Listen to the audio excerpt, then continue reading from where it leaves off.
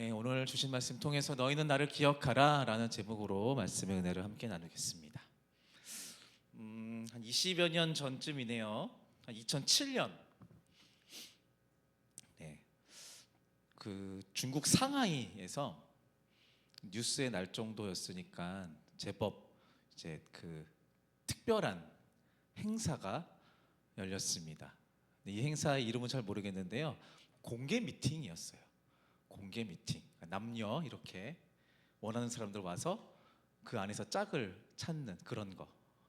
그러니까 미리 신청을 통해서 남녀가 서로의 이성을 찾는 그런 행사였습니다. 이것 자체는 그렇게 특별한 행사는 아니었습니다. 그런데 주목할 만한 내용이 있었는데요. 이 행사에 참여하기 위해서 미리 신청한다 그랬잖아요. 참여하기 위한 자격이 있었습니다. 참가 비용이 있었어요. 자, 이 미팅에 참가하기 위해서 지불해야 될 참가 비용 얼마였을까요?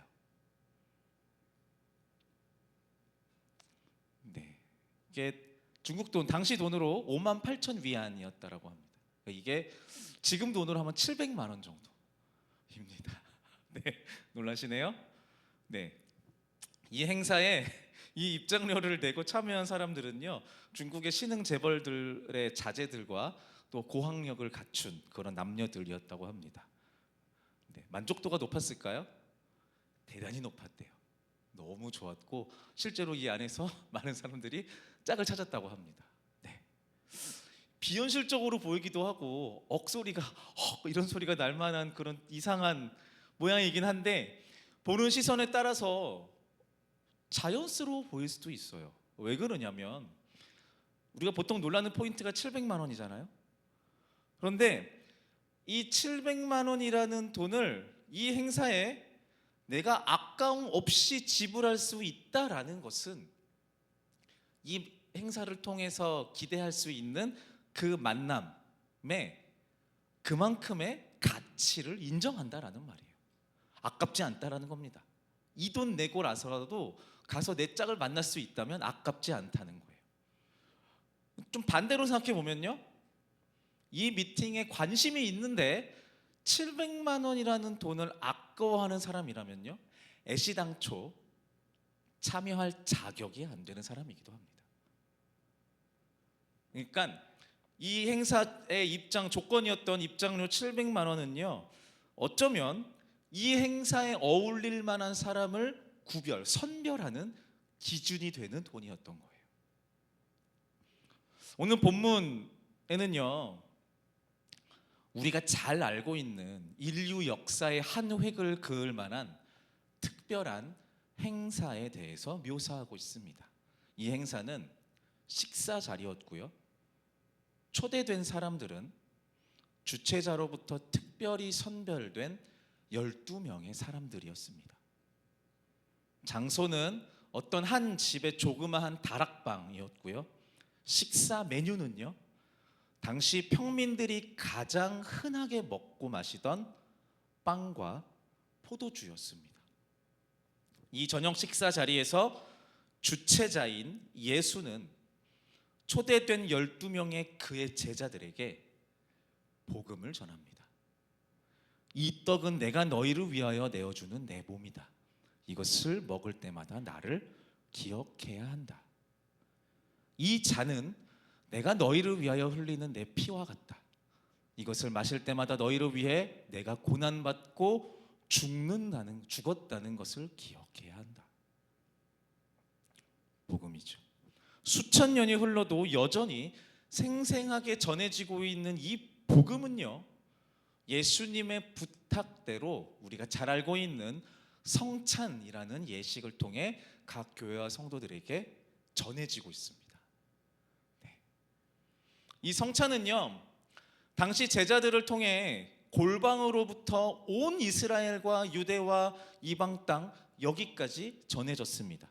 제자들은 이 성찬 예식을 통해서 예수님이 부탁하신 그 예수님의 삶과 복음을 전해야 했습니다. 그 내용인즉 예수님이 참 구원자이시고 하나님의 아들이시다라는 영적인 이야기였습니다. 그리고 동시에 그 제자들과 함께, 자신들과 함께 살았던 스승, 아무도 관심 없어 하는 사람들, 여자나 죄인들의 친구가 되었던 그 스승의 삶, 더 나아가서 아기의 모습으로 이 땅 가운데 살아가신 지극히 평범하고 사람다운 사람의 이야기였습니다.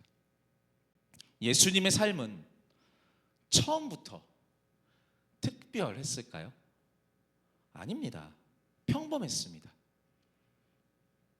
여기서 평범하다라는 말은요, 로마의 속국, 식민지 국가이죠. 로마의 속국이자 출신상의 하위 계급에 속해 있던 대다수의 당시 이스라엘의 평민들과 그리 다르지 않았다라는 말입니다. 그런 면에서 평범했다라는 거예요. 어머니가 마리아죠. 마리아의 뱃속에서 잉태된 이 땅의 구원자 예수는요, 몇 번 제가 말씀드렸지만 그 아기 예수는 단 한순간도 부모의 도움이 없으면 먹을 수도 마실 수도 잘 수도 생존할 수 없는 존재였습니다. 아기이기 때문에 당연한 겁니다. 스페셜해, 뭔가 특별해. 아니요, 아기이기 때문에 당연합니다. 말괄량의 아동 시절을 보냈을 겁니다. 폭풍 같은 청소년기를 보냈을 겁니다. 30살이 되어서야 예수의 신적인 능력이 조금씩 드러나기 시작했습니다. 그러나 그럼에도 불구하고 3년간의 공생애 동안의 예수님의 모습은요, 몇백 년 동안 기다렸던 유대인들이 기다렸던 약속 예언 속의 그 메시아의 모습하고는 거리가 멀었습니다.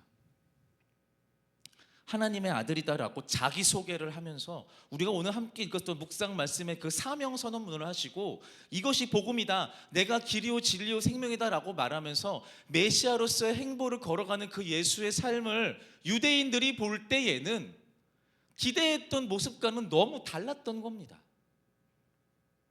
예수는요, 먹을 것이 없어서 배고파하는 그의 추종자들에게 먹일 능력이 없는 선생이었습니다. 그때 예수께서 안식일에 밀밭 사이로 가실새 제자들이 시장하여 이삭을 잘라 먹으니 제자들이 이르되 이곳은 빈들이요 때도 이미 저물었으니 무리를 보내어 마을에 들어가 먹을 것을 사 먹게 하소서. 말씀이긴 한데 보시면 압니다. 네, 제자들은 배고파하고 있습니다. 걸어가면서 마치 거지처럼 길거리에 펴 있는 열매와 그 곡식들을 따먹고 있는 것입니다. 또한 예수님 스스로도요, 자신의 허기를 채우고자 이것저것 찾아다닌 신세였죠. 이른 아침에 성으로 들어오실 때에 시장하신지라 길가에서 한 무화과 나무를 보시고. 우리는 이 앞뒤에 있는 예수님의 말씀과 이야기들을 듣고 그 복음을 기억하고 싶어 합니다. 그런데 객관적으로 상황을 본다면 당시 예수 주변에 있던 사람들이 이러한 예수의 행태를 본다면 한마디로 지질이 궁상일 겁니다. 분명 예수님은 하나님의 아들이자 메시아인데 그의 삶의 모습과 방식은 메시아의 신적 능력과 거리가 멉니다. 오히려 다른 사람들의 어떤 도움의 손길이 없으면 과연 이 사람이 생존할 능력이 있을까? 의구심이 들 정도입니다. 이 합당한 의심은 예수님의 최후의 순간이 다가올 때 더욱 힘을 받습니다. 그는 위기의 순간에 자기의 가장 최측근 주변 사람들의 신뢰를 잃습니다. 12 중에 하나인 가룟 유다라 하는 자가 대제사장들에게 가서 말하되 내가 예수를 너희에게 넘겨주리니 베드로가 맹세하고 또 부인하여 이르되 나는 그 사람을 알지 못하노라 하더라. 배신당합니다. 별 볼 일 없고 지질이 궁상처럼 보이는 그 예수가 심지어 자기를 따라다니는 사람들에게마저 배신당합니다. 게다가 정작 위기의 순간에, 정말 위기의 순간에 스스로 해결할 능력이 전혀 없는 무기력한 모습까지 보입니다. 그들이 예수를 끌고 갈 때에 시몬이라는 구레네 사람이 시골에서 오는 것을 붙들어 그에게 십자가를 지워 예수를 따르게 하더라. 하나같이 처음부터 끝까지 이 예수는 무기력해 보입니다. 위태로워 보입니다. 만약 예수님 주변에 그를 돌봐주었었던 제자들, 또 그를 따라다녔던 여인들, 그런 사람들이 없었다면 우리가 성경 속 복음서에 기록되어 있는 공생애라는 그 3년 동안에 정말 제대로 사역은 할 수 있었을까? 객관적으로 볼 때, 사실적으로 볼 때, 상황적으로 볼 때 그런 것들이 가능했을까라는 의구심이 들어 보일 정도로 예수는 무력한 존재였습니다.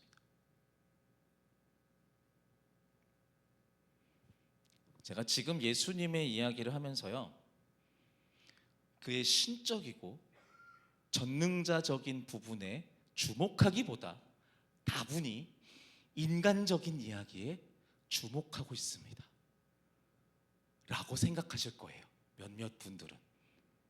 네. 그리고 예수님이 보여주는 인간적인 모습은 하나같이 불안한 모습이다라고 했어요. 혹시 여러분 제가 너무 치우쳐져 있는 것 같나요? 뭘 그렇게까지 말씀하세요? 아이, 예수님 하나님의 아들 메시아인데 그거에만 주목하시니까 그렇죠 라고 생각하시나요? 비약일 수도 있겠다 생각을 하면서 저도 곰곰이 생각을 해봤는데요. 근데요, 저의 이 판단은 비약이 아니라는 결론을 저는 내렸어요. 왜냐하면요, 오히려 이러한 예수님의 모습은, 잘 들어보세요, 하나님의 의도예요. 하나님이 의도하신 거라는 겁니다. 이미 제가 말한 이야기들 안에 있어요. 예수님은 전능자의 아들이자 여호와 하나님 본체입니다. 믿으시죠? 그럼 믿으시죠? 네. 그러면 약함이 드러나지 않는다 정도가 아니라 연약함 자체가 없는 분이어야 돼요. 연약함이랑 어울리지 않는 분이어야 돼요. 불안함과는 조금 더 어울리지 않는 분이어야 돼요. 그런데 그런 여호와 하나님의 독생자 예수가 인간의 모습으로 우리 가운데 왔다라는 거예요. 그 의미는 하나님 자신의 아주 명확하고 선명한 결정에 의해 스스로 연약하고 보잘것없고 불안해 보이기로 작정하셨다라는 거예요. 의도된 연약함이라는 겁니다. 의도된 불안함이라는 겁니다. 인간으로 오신 예수는 하나님의 목적을 가진 사건으로 봐야 돼요. 이게 시선이 치우쳐져 있는 게 아니라 하나님의 결정 자체가 처음부터 치우쳐 있는 겁니다.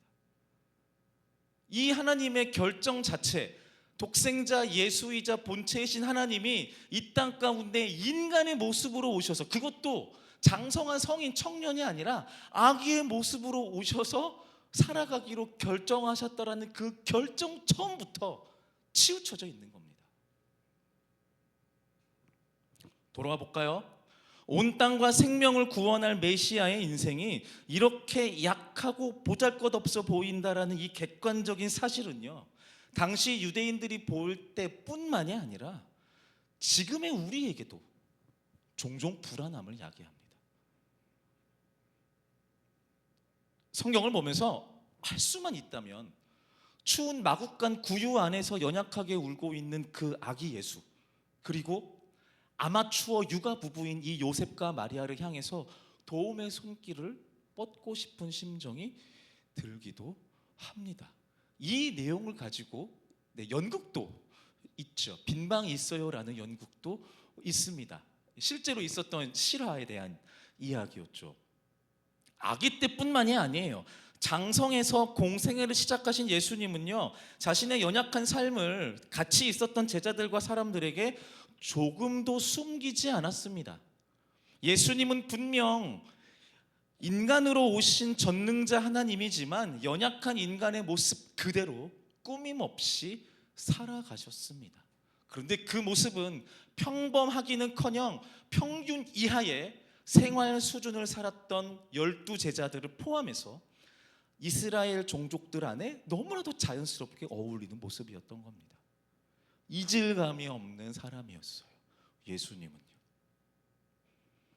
그리고 그 예수님은 그 안에서 그런 자기의 삶의 실천들을 통해서 주변 사람들에게 공존하는 법을 가르치세요. 같이 살아가는 법이요. 어떤 방법으로? 하나님의 전능자, 독생자 예수 하나님이 스스로 낮아지고 비워지고 불안해지는 그 삶을 통해서 사람들에게 연약함을 가르치시는 거예요. 도움을 받고 도움을 주는 인생을 배우도록. 그리고 스스로 비우는 법을 가르치시기 위해서 스스로 빈곤과 고난을 선택하며 살아가십니다. 우리가 잘 알고 있어요. 예수님은 죽기까지 무기력합니다. 무능력한 삶의 마지막을 걸어가면서 용서하는 것의 진짜 의미를 가르치시는데 어디까지? 나무에 못 박히는 고통을 통해서 가르치십니다. 함께 고통을 나누며 연대하는 삶을 제자들에게, 그리고 성경을 읽는 저와 여러분들에게도 가르치십니다. 희생과 겸손, 이러한 단어들로 포장하기에 부족함이 조금도 없을 정도로 예수의 삶은 부족하고요, 연약하고요, 아프고 불안했습니다.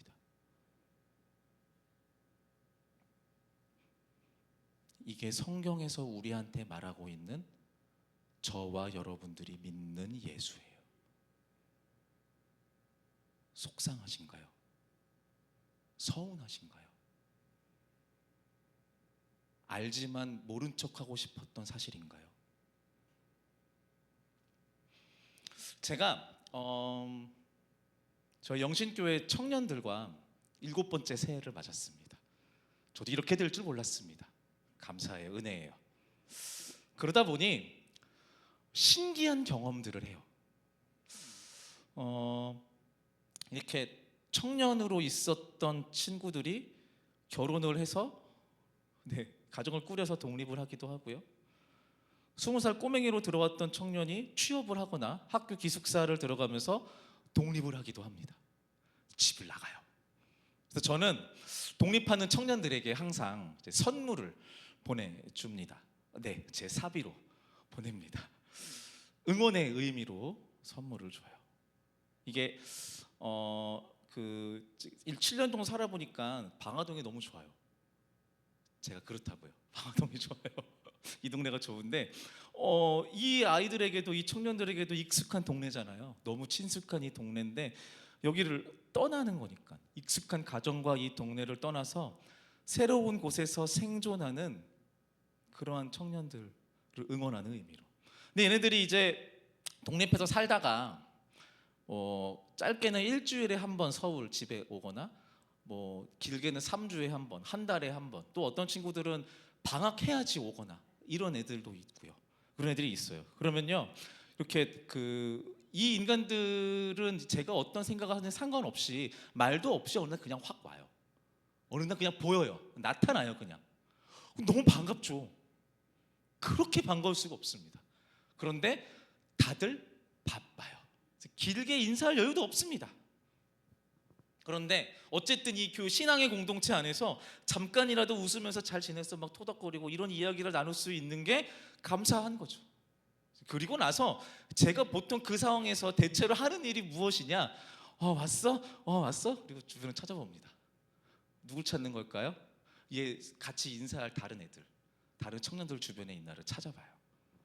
그리고 뻔히 다 알고 다 보이는데도, 어쩌면 나보다 잘하는 친구들일 텐데도 불구하고 강조해서 말해요. 야, 오랜만에 얘 교회 왔어. 야, 얘 왔어. 그리고 또 얘기를 해요. 야, 3층으로 올라가 봐. 거기에 애들 다 모여 있어. 청소년부실 가면 그들 라면 먹고 있거든. 같이 라면 먹어. 야, 오늘 4층에 떡국 나왔대. 같이 가서 먹고 가. 이런 이야기들을 계속해요. 이게 뭐냐면요, 제가 지금 뭘 하는 거냐면요, 굳이 주변 다른 청년들한테 얘 왔다라고 출석 체크 시켜주는 거예요. 왜요? 제가 왜 이런 걸 할까요? 챙기라고, 같이 있으라고. 오랜만에 왔는데, 집 같은 곳에 왔는데 여기에서 혼자 멀뚱히 있다가 다시 돌아가게 하지 말고 같이 있으라고 제가 이런 짓들을 합니다. 우리의 교회됨을 이야기할 때 나 혼자가 아닌 지체와 공동체를 항상 이야기하는 근거가 저는 여기에 있다고 생각해요. 예수님이 삶으로 가르치신 신앙, 함께하고 연대하는 신앙을 추구해야 하는 이유, 그건요, 하나님의 약속 민족이었던 이스라엘 백성의 생존 방식과 직결돼요. 생존 방식이요. 자, 이제 우리의 상식, 성경적 상식을 좀 발휘해 봐야 됩니다. 이스라엘 백성들, 구약의 이스라엘 백성들의 신앙의 삶의 지침은 뭐였죠? 두 글자. 초성 이응 비읍. 율법이었습니다. 이스라엘 백성들의 생활 지침.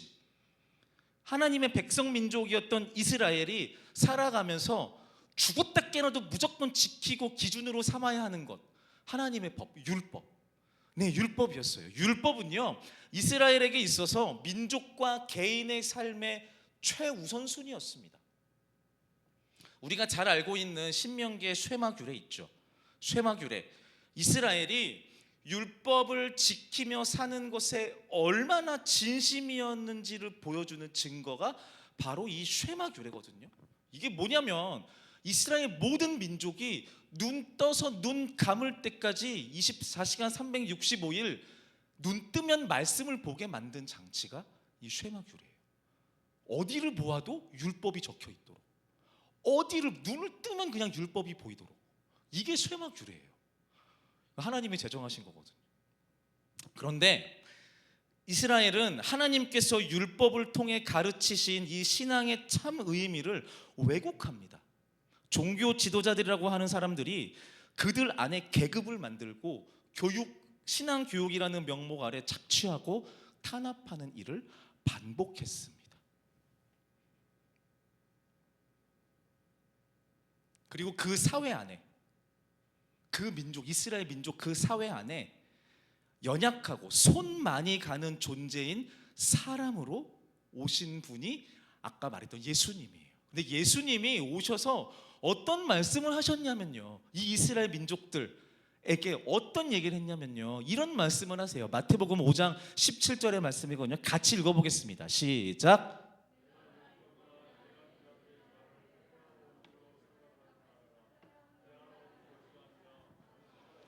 아이러니하죠. 이스라엘 민족의 신앙의 삶의 지침이 율법인데요, 이들은 지금 율법이라는 신앙 장치로 인해 착취당하고 있거든요. 율법이라는 장치로 탄압받고 억압받던 이스라엘 사람들은요, 자기와 비슷한 수준으로 같이 있는 그 예수가 지금 율법의 완성으로 왔다라고 말하는 얘기를 듣고 있는 거예요. 이거 모순이에요. 이상하게 들렸을 거예요. 다시 말하지만 율법은 당시 종교 지도자들의 영적인 도구이자 상징이었단 말이에요. 그런데 내가 율법의 완성이야 라고 말하는 사람은 말구유에서 태어나서 목수의 아들로서 부유하지 않은 청소년기를 보내고 지금 자신들과 비슷한 천민 신세를 면치 못한 예수란 말이에요. 어울리지 않는 거예요. 야, 네 신세에 무슨 율법을 얘기해? 그러니까 다른 걸, 뭔가 새로운 복음을 말해주기를 기대했을 거예요. 율법과는 새로운 어떤 지침이 어울린다고 여겼을 거예요. 이 예수라는 자가 비범한 능력은 있거든요. 따르고 싶거든요. 지혜롭거든요. 그런데 율법하고는 안 어울려요. 다른 뭔가 있기를 바랬을 거란 말이에요. 근데 예수님의 생각은 달랐어요. 구약 시대의 율법은요, 하나님의 법이죠. 이스라엘 민족에게 주신 그 율법은 사실 연약하고 불안하고 가난하고 억압당하는 자신과 같은 이 시대의 낮은 자들을 위해 존재하는 거다라고 가르치신 거예요. 왜곡했다라는 거죠. 너희들이 그걸 잘못 알고 있는 거야. 잘못 쓰고 있는 거야. 하나님은 이것을 착취하는 도구로서 우리한테 율법을 주신 게 아니야. 내 말 잘 들어. 이 율법은 우리와 같은 자들을 위해서 존재하는 거야. 그래서 우리와 너희와 같은 모습인 나 예수가 율법의 완성이야 라고 말씀하시고 있는 거예요. 율법의 완성으로 오신 예수는 하나님 앞에 모두가 평등하고 서로를 돕고 도와주는 이 상호 보완의 공동체가 되어야 한다는 것을 삶으로 가르치시는 겁니다. 그리고 그 가르침을, 율법의 진짜 의미를, 하나님의 진짜 그 사랑의 마음을 이스라엘이, 우리가 다시는 왜곡하지 않게 하기 위해, 다시는 변질시키지 않게 하기 위해 기억을 위한 장치를 마련해 놓으세요. 그것이 바로 성찬입니다. 성찬을 통해 우리는 그 예수를 기억하는 거예요. 그 예수님의 말씀과 삶, 가치관을요.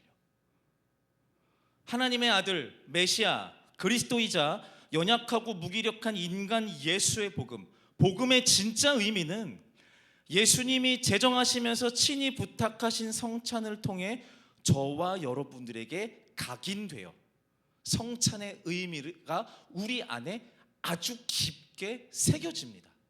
자, 이제 신앙상식 아니고요, 기억력을 이제 발휘하시면 돼요. 얼마 안 됐네요. 지난 송구영신 예배 때 다 성찬 참여하셨죠? 네. 그럼 아무한테나 제가 물어봐도 되죠?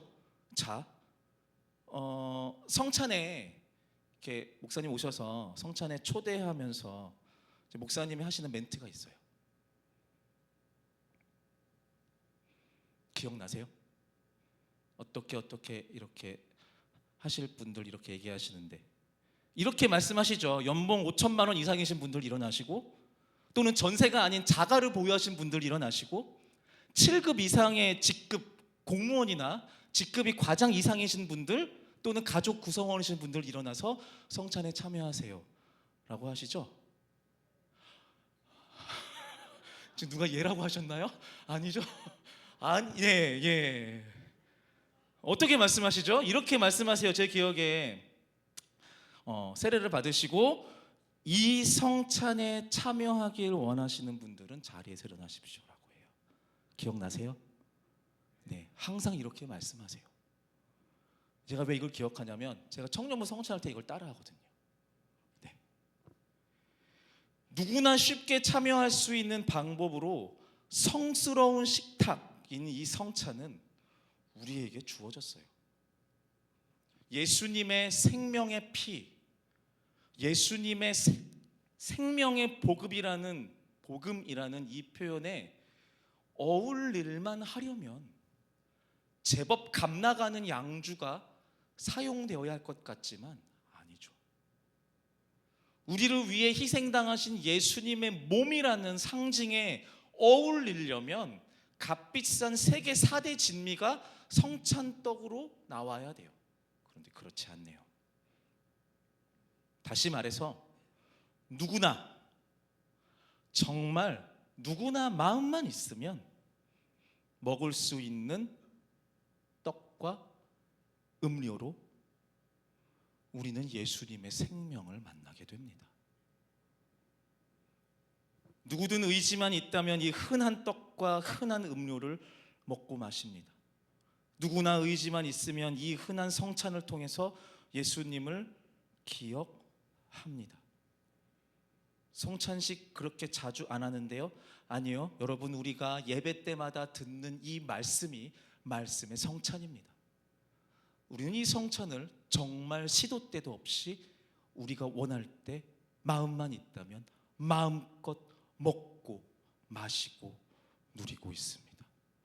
그리고 이 성찬을 통해 우리는 뭘 하나요? 아까 말씀드렸던 거요. 기억합니다. 예수님을 기억합니다. 그 예수님은 어떤 분이신가? 말구유에 오셔서 목수의 아들로 사신 예수. 자기 자신뿐만이 아니라 모든 사람들로 하여금 함께 사는 가치를 가르치신 예수. 용서와 긍휼의 주인이신 예수. 공동체를 선물하신 그 예수를 성찬을 통해 만납니다. 기억합니다.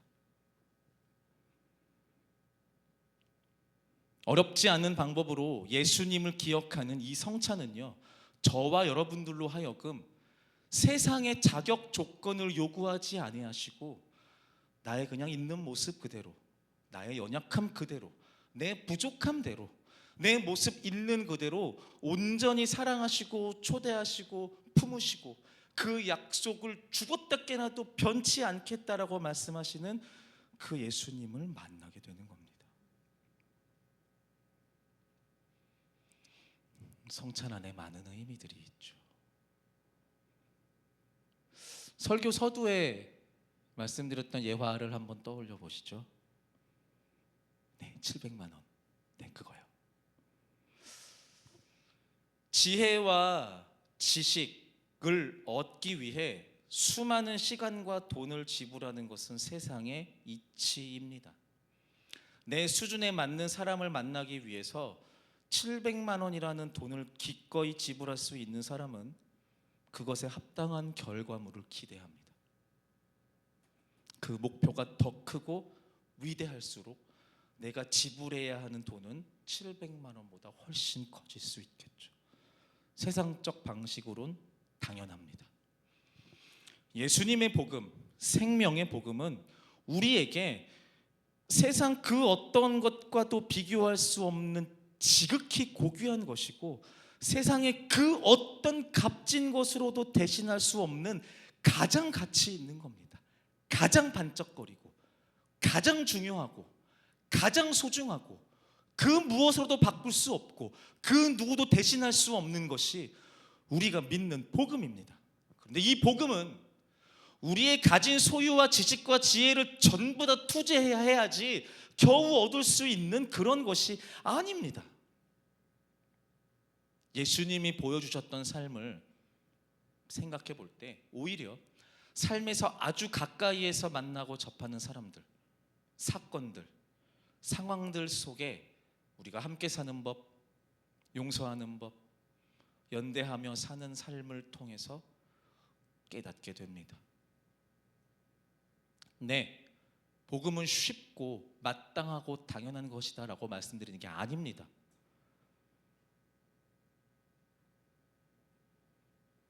당연하게 여겨지면 안 되죠. 내게 마땅한 것으로 여겨지면 안 되죠. 내게 당연하고 마땅하려면 세상의 방법대로 내가 어떤 것을 투자하면 그에 대한 삭스로, 결과물로 받을 것을 기대할 때 당연하다고 여길 겁니다. 근데 복음은 그렇지 않습니다. 복음은 결과물로, 삭스로 우리한테 주어지는 것이 아니라 선물로 주어지는 거니까요. 선물로 우리가 받아 누리는 것이니까요. 복음은 우리에게 아주 가깝고 쉽게 다가옵니다.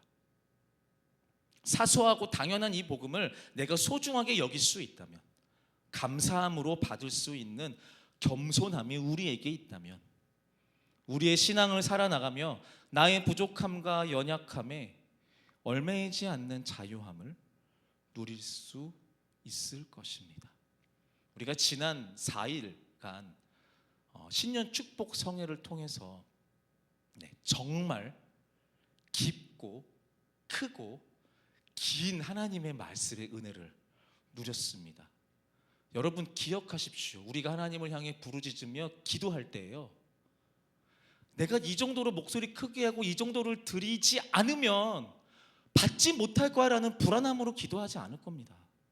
아니요, 그런 게 아니에요. 우리가 그렇게 부르짖는 것은 내가 나의 연약함으로, 내 삶의 부족함으로 내 눈이 어둡고 내 생각이 어두워서 내가 누릴 수 없다라고 판정지었던 그 모든 것들에 대해서 믿음으로 돌파하는 과정이었을 겁니다. 무슨 말이냐면 우리가 그렇게 소망하는 그 모든 축복들은 우리가 겨우겨우 캐내서 찾는 것이 아니라 이미 우리가 누릴 수 있는 것들이었다라는 거예요. 그것을 마치 가라앉아 있는 미숫가루로 휘휘 저어가지고 맛을 내는 미숫가루 음료를 만드는 것처럼 우리 안에 가라앉아 있던 그 영적인 침체물들을 기도를 통해서 부르짖으면서 하나님 앞에 기도의 씨앗을 심으면서 휘휘 저어내는 거예요. 아, 나는 원래 이것을 받아 누릴 수 있는 존재였지. 이게 원래 내 거였지. 예수님을 믿는 순간부터 내가 누릴 수 있는 거였지 라는 것들을 깨닫는 시간이 지난 4일이었던 거예요. 우리는 또 알겠죠. 몇 주 지나면 또 그 침전물이 가득 우리 바닥에 가라앉을 거예요. 그때마다 뭘 하면 돼요? 열심히 들고 가서 찾아내야 될까요? 아니요. 휘휘 저으면 돼요. 없는 걸 만드는 게 아니라고요. 없는 걸 만드는 게 아니라고요. 우리의 기도함은요, 우리의 신앙이라고 하는 것은요, 더 많은 것, 더 좋은 것을 없는 것에서 무에서 유를 창조해야 낸다라는 강박이 아닙니다. 내가 이만큼 하지 않으면, 내가 이만큼 뭔가 하지 않으면 나에게서 떠나갈 거야 라는 불안의 기초에서 신앙하는 것은 잘못된 신앙이에요. 내가 이만큼을 드리지 않으면 뺏길 거야 라는 불안함으로 기도하는 것은 우리의 신앙이 아니에요. 그런 것이 아닙니다. 이 강박에서 우리가 자유해야 됩니다. 하나님은 우리에게 넉넉함과 자유함으로 신앙하며 살기를 소망하며 우리에게 오신 것입니다. 우리가 믿는 복음은요, 예수 그리스도로 믿는 그 복음은요, 하나님의 아들 메시아이신 예수로 믿는 복음과 동등하게 이 땅 가운데 인간의 모습으로 오셔서 내가 너무나도 쉽게 접근할 수 있는 모습으로 나와 함께 살아가셨던 그 예수로 믿는 복음이에요. 여러분, 이 자유함을 누릴 수 있기를 바랍니다.